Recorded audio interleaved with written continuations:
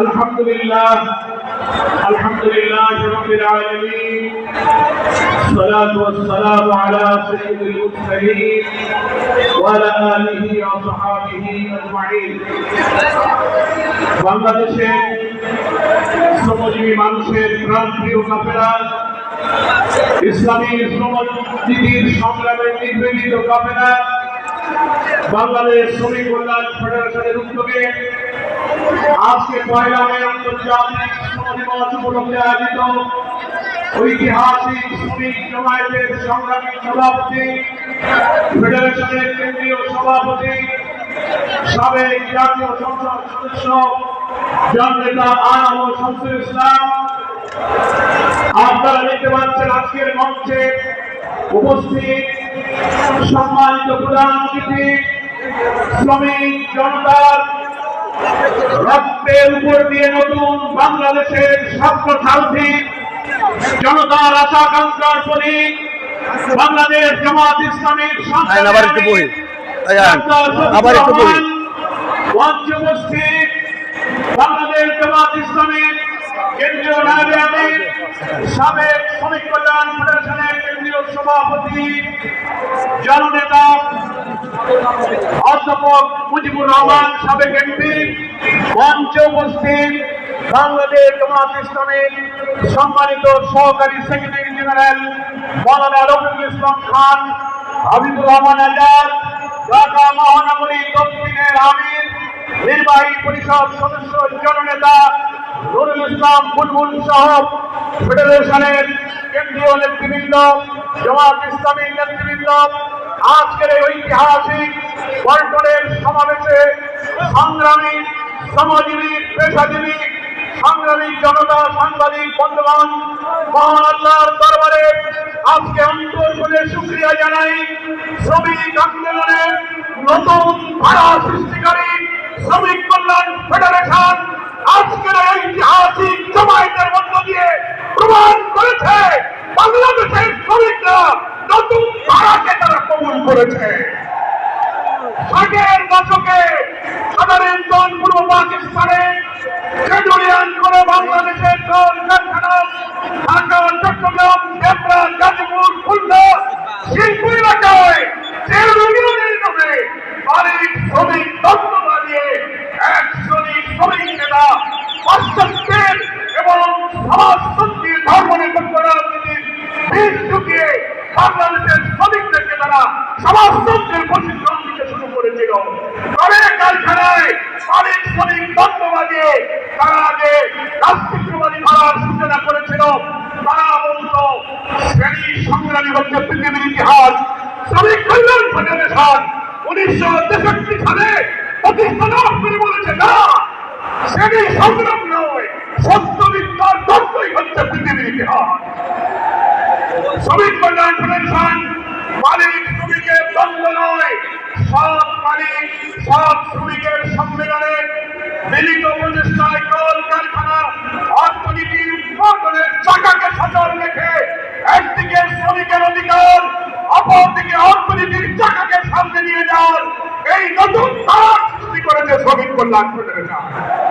প্রিয় ভাই আমার, তারা স্লোগান দিয়েছিল শ্রমিক রাজ কায়েম করবে।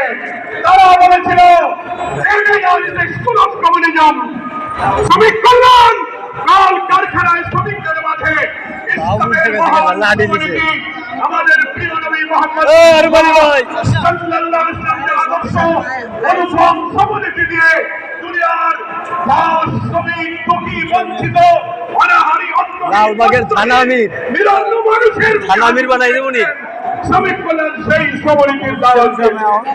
শ্রমিক কল্যাণ আমার আল্লাহর নবীর আদর্শ তুলে ধরে মালিকদের কাছে শ্রমিকদের বলেছে মালিকরা যারা করবে শ্রমিকরা যেন সেই পরিমাণ সেই মানের খেতে পারে, পড়তে পারে, ন্যূনতম বেতন মজুরির ব্যবস্থা করতে হবে। কারখানার লভ্যাংশে শ্রমিকদের অধিকার দিতে হবে। আল্লাহ নবী সে আদর্শের কথা শ্রমিক কল্যাণ বলেছে। সন্ত্রাস অতিরিক্ত কাজ চাপানো যাবে না।